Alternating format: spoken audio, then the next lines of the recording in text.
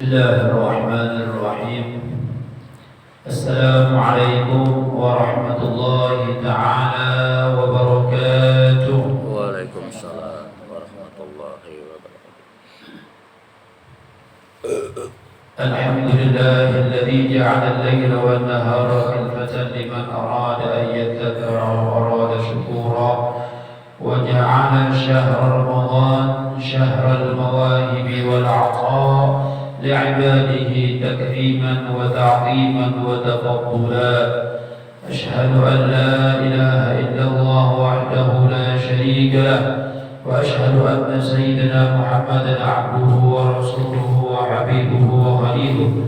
اللهم صل وسلم على سيدنا محمد مفتاح باب رحمة الله عدد ما في علم الله، صلاة وسلاما دائمين بدوام ملك الله، وعلى آله وأصحابه وإخوانه وذريته ومن سلك على منهجهم إلى يوم القيامة.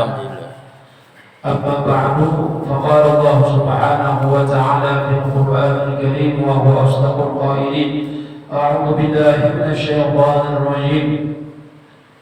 يا أيها الذين آمنوا كتب عليكم الصيام كما كتب على الذين من قبلكم لعلكم تتقون.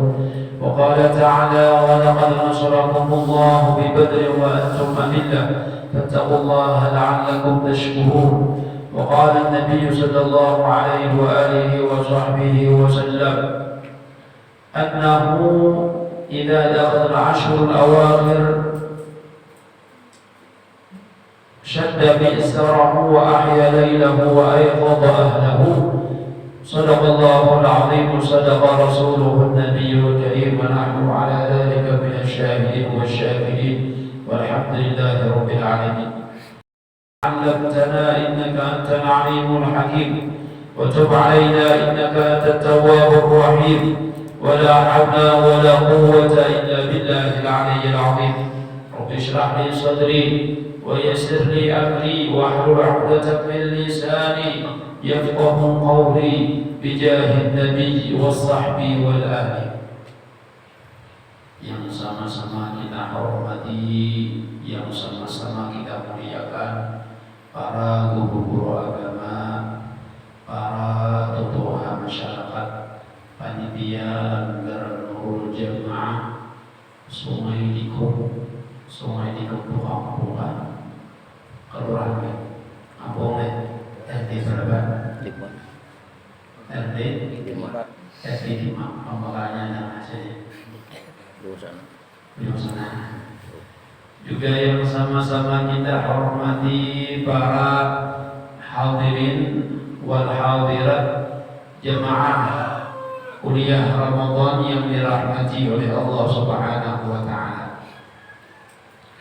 Dalam kesempatan di pagi yang mulia ini, marilah kita panjatkan puja dan puji syukur kita kepada Allah Subhanahu wa taala atas limpahan rahmatnya, taufiknya, hidayahnya, umur yang panjang kepada kita, sehingga di pagi hari ini kita dengan sehat walafiat, sehingga di pagi ini dengan mudahnya Allah Ta'ala kumpulkan kita di tempat yang mulia untuk meraih kemuliaan dunia dan akhirat.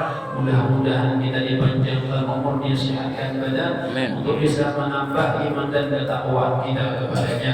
Amin ya Allah ya Rabbal Alamin.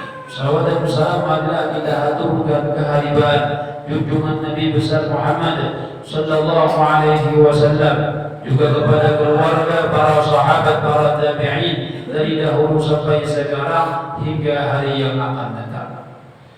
Alhamdulillah, di pagi hari ini sudah hari yang ke berapa? 20 ke 21. Bila 21 berarti Rabu mulai puasa. 20 berapa hari lagi hari raya? Hari raya berapa hari lagi? Hari raya ini ulun yakin ya Pak, hari raya ini yakin dan sangat yakin tanpa ragu hari raya pasti tanggal 1 Syawal. Ada kawan yang mengasih hari raya tanggal 2 Syawal. Hari raya pasti tanggal 1 Syawal. Yang pertama perlu kita ketahui bahwa nikmat yang Allah Ta'ala berikan di pagi hari ini yaitu nikmat kesehatan dan nikmat umur. Malam tadi orang ada di kampung kami itu yang akum pada ulun. Malam tadi di rumah sakit Ulir Banjarmasin meninggal dunia. Ujar ulun, kenapa meninggal dunia? Di kolom komentar itu kan orang bertakut meninggal dunia karena sakit kami. Subhanallah. Anom pada kita, halus pada kita. Hari Jumat 2 Jumat yang lalu pertemuan lawannya itu anak Marawak cuma ada anak Marawak. Subhanallah, itu pertemuan yang terakhir kalinya. Nikmat umur itu nikmat yang sangat luar biasa. Fal mautu atin an qarib kullu lahu minhu nasib. Kematian itu pasti akan datang dalam keadaan dekat. Karena suatu yang dekat pasti akan suatu yang pasti terjadi itu dianggap suatu hal yang dekat. Kullu lahu minhu nasib, man kana dan au nasib fa huwa musibah 'amah. Orang yang mendapatkan kematian didatangi oleh ajal itu adalah kiamat baginya. Musibah amat dan musibah yang pasti akan merajalela satu ledakan akan masuk akan karena penyakit mati itu tiada. Nina tahun tadi kayak ada yang umpan kayak kita juga cuma tahun ini lagi ada yang boleh ada tahun beberapa hari yang lalu belum ada kata kawan sipir jeruk berapa orang mati di anggota ini setahun berapa orang mati di anggota ini amun yang lahir insya Allah banyak cepat tapi yang mati banyak juga berapa ujian sejak kurang lebih 200 setahun apa 4 lebih tahun ini tahun ini ada jaminan kita tahun ini akan berada di tahun ini. Oleh karena demikian, marilah kita tingkatkan iman dan ketakwaan kita dan amal saleh kita untuk menjadi bekal. Karena suatu hari kita akan bertemu dengan Allah. Suatu hari kita akan masuk ke dalam kubur. Suatu hari kita akan dipertanggungjawabkan semua amal ibadah kita, baik ataupun buruk, dipertanggungjawabkan di hadapan Allah Subhanahu wa Ta'ala. Kuburan orang suci benar. Kadang-kadang ingat lawan mati. Banyak ada tamu ada ingat lawan mati. Perang mati. Kuburan orang di mana di kuburan orang di Padang Batu. Hajirin. Kalau orang milih minha khalaqnakum wa fiha nu'idukum. Cuma alangkah kita ini persiapan kita bukan hanya kepada suatu materi saja, cuma kainah akan boleh kemana kita di Padang orang perlu disiapkan. Karena kita dalam akidah Ahlussunnah wal Jamaah ada disebut dengan namanya karamat. Ya baik, karamat itu biar ada sebagian orang wali karamatnya bila ada orang di sekitarnya itu diangkat dalam kubur, si wali ini memberi syafaat orang tadi. Makanya kita sebagaimana di dunia kita disuruh untuk bersama dengan orang saleh, begitu pula kita mati usahakan awal berbarak kuburan orang saleh.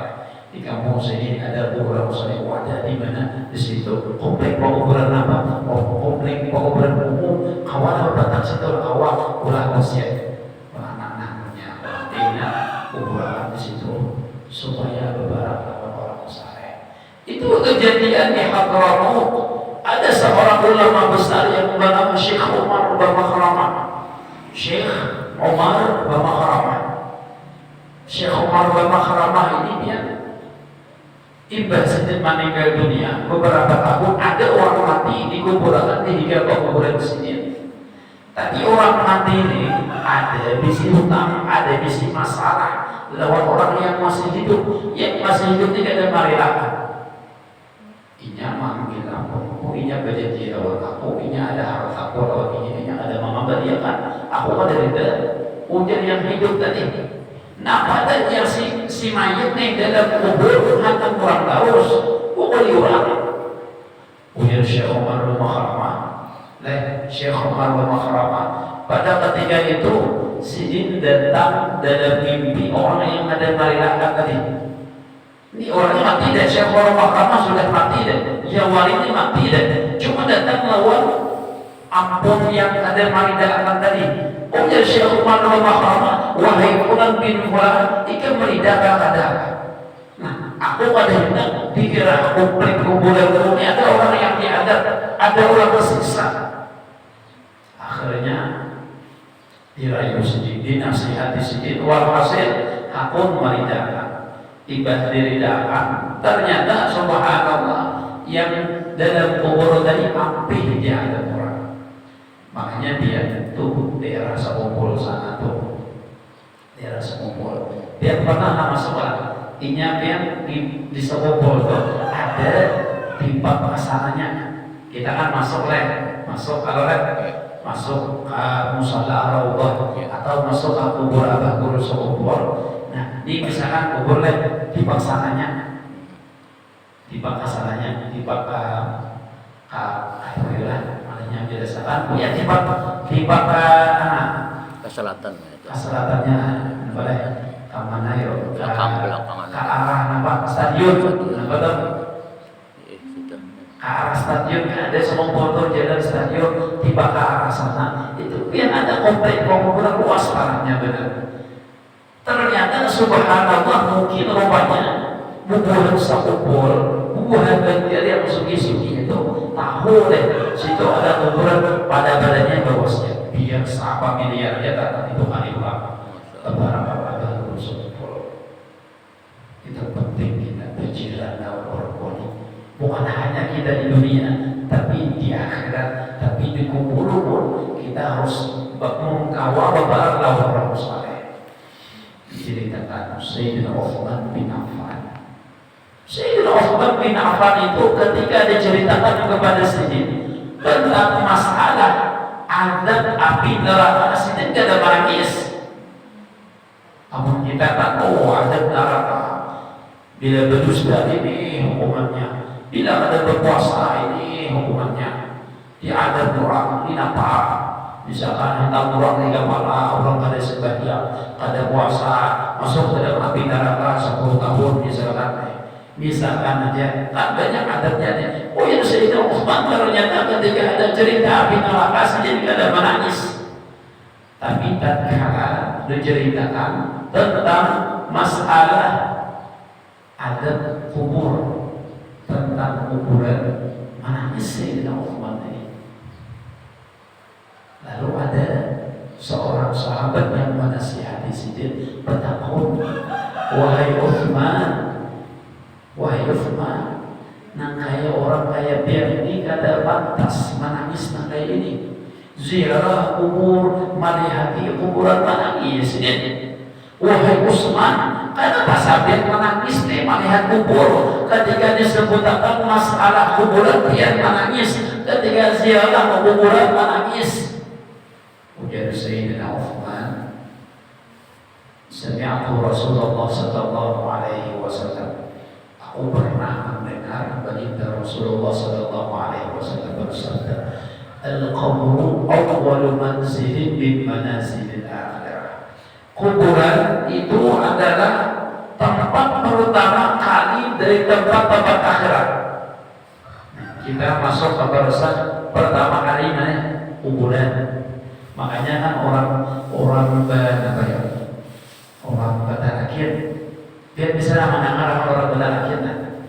Orang Badalakin itu ada nasihatnya, wahai Fulan bin Fulan, ketahuilah bahwa engkau sekarang berada di alam pertama dari alam barzakh, dari alam pertahanan akhirat. Maka engkau di sini akan sampai hari kiamat. Ketika hari kiamat nanti engkau akan diutus. Nah, macam-macam pertanyaannya. Karena kurang nasihatnya ketika dalam kubur alam barzakh ini akan datang 2 orang malaikat yang menanyamu. Maka janganlah engkau takut, janganlah engkau gemetar. ketahuilah bahwa keduanya adalah makhluk dari makhluknya Allah Ta'ala. Kalau kita bicara kayak seorang kayak apa ya, pasti ketemu pada pasti terjadi karena kita masuk yang aturan dalam kubur mati sudah nih. Nah bahan yang kita bawa, makanya dia Sayyidina Utsman aku jadi menangis ketika diceritakan masalah kubur ini. Karena oleh Sayyidina aku mendengar Rasulullah kubur itu adalah tempat pertama kali kita masuk ke dalam negeri akhirat. فَإِنَّ جَمِنْهُ صَاحِبُهُ فَمَا بَعْدَهُ أَيْسَرُ. Jika ampun Allah yang dalam kubur sama dari kawal menjauh malaikat Munkar dan Nakir, maka setelahnya akan lebih mudah. Bila dikubur itu selamat deh, maka imbasnya dihisab, di padang mahsyar, bahkan sudah hampir dipastikan orang ini masuk ke dalam surga. Bila dikuburnya wa in lam yanju minhu sahibuhu fama ba'dahu asyad. Ujar Sayyidina Utsman, jika dia ada selamat dalam kubur, maka alam setelahnya itu lebih sulit dan akan menyakitkan awalnya. Belum lagi kena kita di mahsyar. Di mahsyar itu kayak apa? Masuk kena nih kita kan. Udah kan kita selamat nih. Kita menceritakan suatu perkara yang pasti terjadi dalam kita dari hadisnya Rasulullah. Karena فَإِذَا نُفِخَ فِيهِ نَفْخَةٌ أُخْرَى فَإِذَا هُمْ قِيَامٌ يَنظُرُونَ. Kata Rasulullah Ta'ala, فَإِذَا نُفِخَ فِيهِ نَفْخَةٌ أُخْرَى فَإِذَا هُمْ قِيَامٌ يَنظُرُونَ. Ketika ditiup sangkakala yang kedua, ini kan hari kiamat pakainya nih. Sangkakala pertama ditiup hancur berada, gunung hancur, manusia matinya hancur. Nah kayak ujar Allah Ta'ala nih, kal-ahdil manfush di kapuk, tahulah kapuknya kan?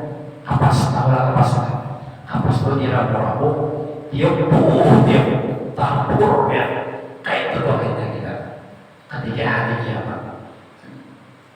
Matian berada, matahari hancur, langit hancur, gunung hancur, air laut ke atas, langit di atas, gugur ke bawah.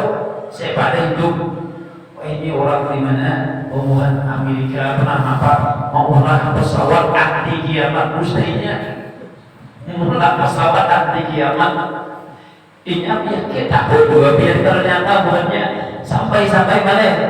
Buatnya mau perhatiin kiamat, benar-benar tertidur habis sama begitu. Mulai tidak kiamat, jadi kiamat ada versi bulannya kiamatnya apa yuk? Meteor gugur pas karena bumi hancur, bumi sebenarnya itu versi bulannya. Namun kiamat yang sebenarnya lebih dari itu lagi. Tsunami, hebat tsunami itu biar orang menyangka kiamat. Tsunami itu banyak hancur rumah. Jadi orang tawaran ke rumah. Keluar ke rumah, apa ya? Mencari tanah lapang. Bina amat dan banyak mulai yang naik listrik tingginya. Terang matian berada 100.000 yang mati di Aceh. Itu kalau kiamat lebih dahsyat dari itu lagi. Kayak kita nih hancur matian beradaan. Lalu matian habis beradaan. Malaikat Israel tukang cabut nyawanya nanti. Malaikat Jibril nanti sampai dalam cerita dalam hadis itu bahwa malaikat Israel itu disuruh Allah Ta'ala mencabut nyawanya sendiri. Wahai Israel, cabut nyawa kamu, cabutnya masa kita itu aja malaikat Israel disakit dia cabut nyawa tuh ada lupakan. Lalu membuat malaikat yang pertama dihidupkan oleh Allah Ta'ala, malaikat tukang tiup trompet sangkakala. Siapa itu? Siapa nama malaikatnya? Saya bujuk ini. Siapa namanya? Abdul. Dia tidak malaikat namanya Abdul. Siapa ya? Malaikat tukang trompet sangkakala. Siapa namanya? Israfil. Nah, kalau gunanya Israfil dihidupkan, supaya meniup sangkakala yang kedua. Nah, fa'idahum qiyamun yanzurun. Ketika ditiup sangkakala yang kedua, sabarataan makhluk hidup dan satu sama lain memandangkan. Apa kabar yang anehnya sabarataan pada ketika itu makanya terakhir. Tapi awak kenal dede yang berbajunya kopiah ada, pesawar ada, berbaju ada, bersandar ada, bersudat ada, warna itu ada. Lalu datang api. Api dari mana? Dari ada tuh yang mana? Api ini dia menghalau. Jadi kita ini kayak api. Juga dihalau oleh api. Nah, jadi kita warna mana?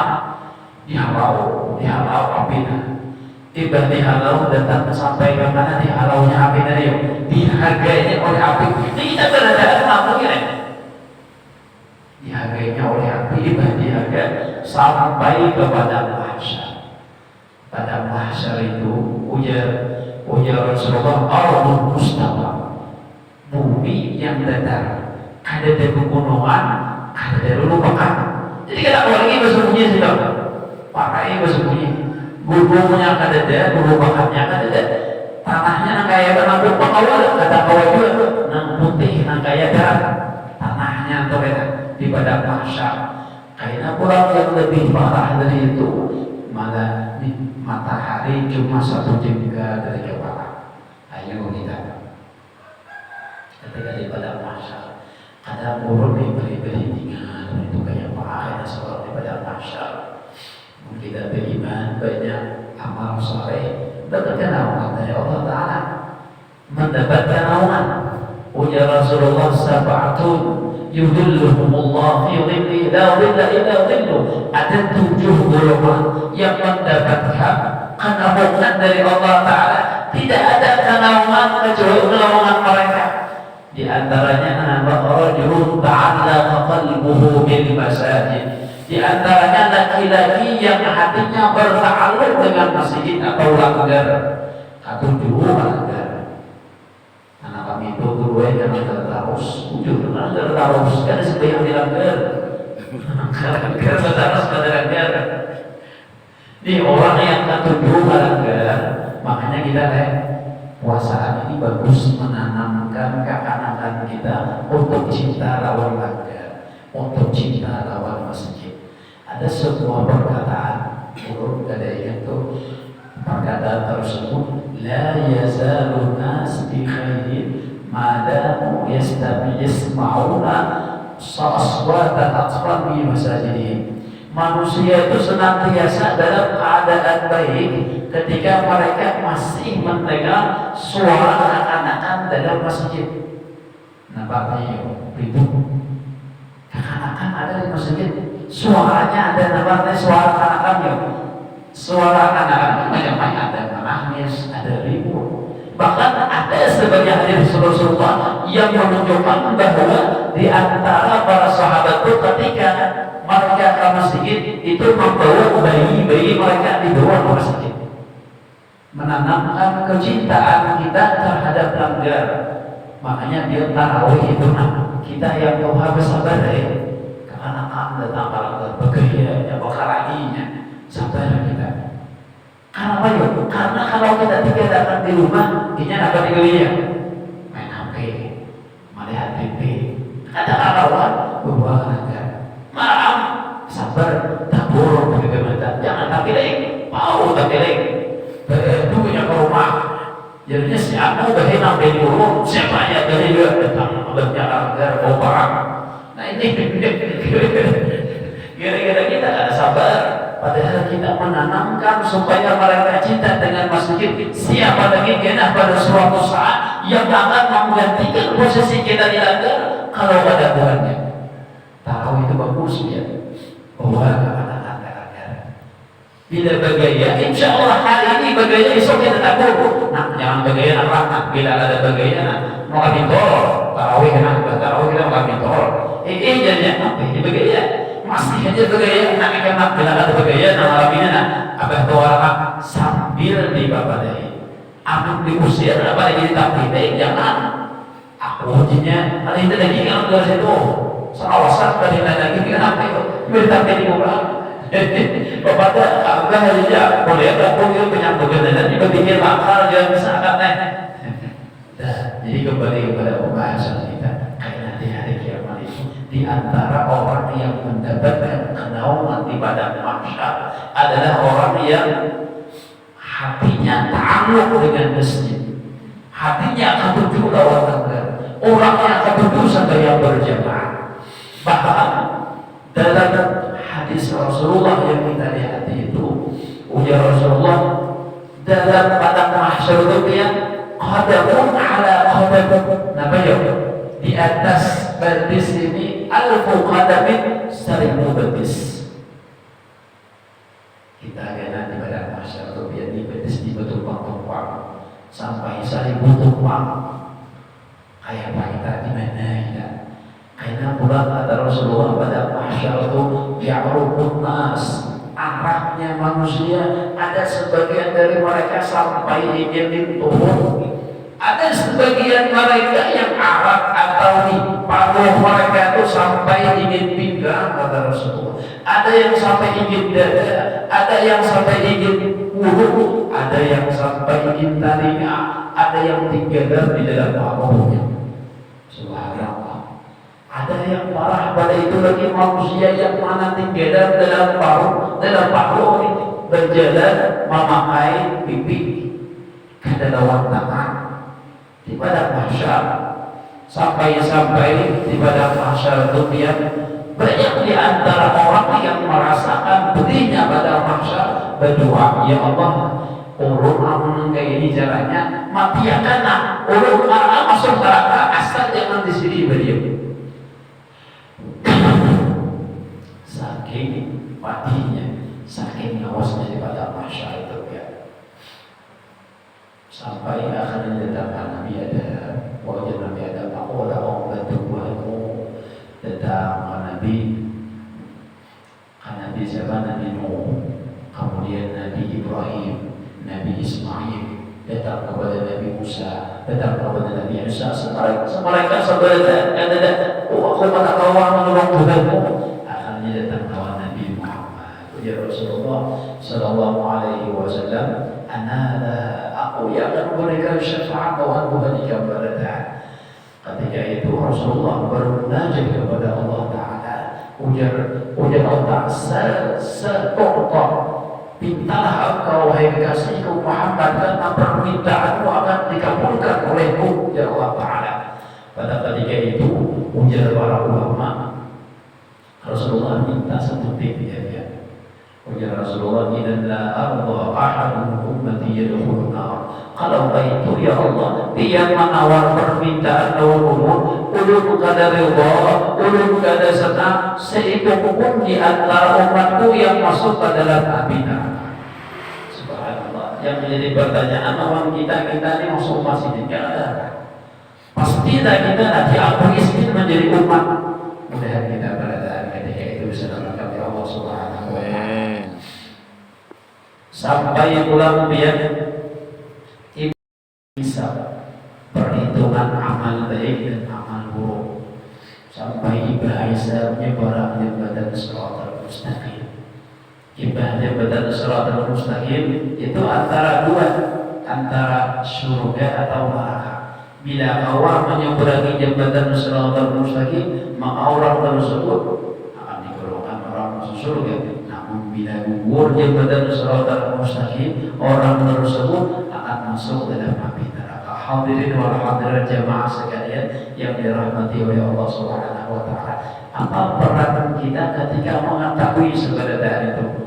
Kita jangan mati, kita jangan masuk dalam kubur, kita jangan masuk pada mahsyar, kita jangan di hari hisab, dan kita jangan menyeberangi jembatan Shiratal Mustaqim. Peranan kita apa dari demikian itu? Coba kesempatan kita yang luar biasa di bulan Ramadan ini untuk selamat dari menjalani semua yang telah kita ceritakan. Coba biar Rasulullah kayak apa? Rasulullah nih malam ini malam apa ya? Malam Salikor ya. Warga anak-anak tahu Salikor nih, menyebutnya ini. Tahu Salikor kan? Salikor itu berapa? ini bahasa kalau tapi di lokal Salipur, tahu Salipur kan? Orang Bali itu macam-macam bahasa sudah hilang tahu ini deh.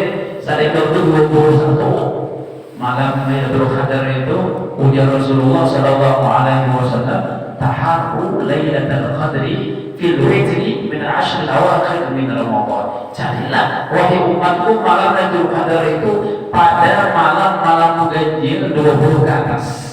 Malam ini malam Salipur, malam 21, malam pertama yang dikemungkinan malam mungkinnya datang Lailatul Qadar. Nah, bahkan Rasulullah ketika demikian itu, karena Rasulullah Sallallahu Alaihi Wasallam tidak ada ashrul awakhir. Apabila memasuki malam 10 terakhir dari bulan Ramadan, apa sih? Syadda mizarahu, menguatkan hingga masjid. Puluhan tapih di apa? Dikuati. Itu artinya apa ya? Ujar para ulama. Itu kinayah Rasulullah itu bersungguh-sungguh. Berbeda dengan hari-hari yang lain. Malam ini mudah kita kalau bersungguh-sungguh. Yang tarawih asalnya 4 rakaat, malam ini bertambah dari 4 rakaat 8 rakaat. Yang baca Al-Quran biasanya sabar sehari, malam ini 2 lembar. Yang biasanya anak-anak misalkan tarawih, baca tonton tarawih, ada terus malam 4 terus. Kenapa? Arahan dari Rasulullah ketika masuk di malam 10 ini sini masih di golongan tapi masih di golongan tapi kemudian wahya lailahu dan menghidupkan malamnya. Orang yang menghidupkan malam Lailatul Qadar atau malam terakhir ini, jadi Rasulullah itu akan diampuni segala dosa-dosa yang telah lalu. Jadi luar biasa ya Ramadan ini. Jadi menghidupkan, cara menghidupkan ada tiga cara. Yang pertama kata para ulama, cara menghidupkan ini dia beribadah mulai maghrib sampai subuh. Ayo siapkan ya. Insyaallah Bapak Fitri saksinya Pak sahurnya. Baik. Mulai maghrib sampai subuh tidak sana beribadah. Insyaallah sahurnya disiapkan sendiri. Ya Pak. Nah, akan sendiri urutlah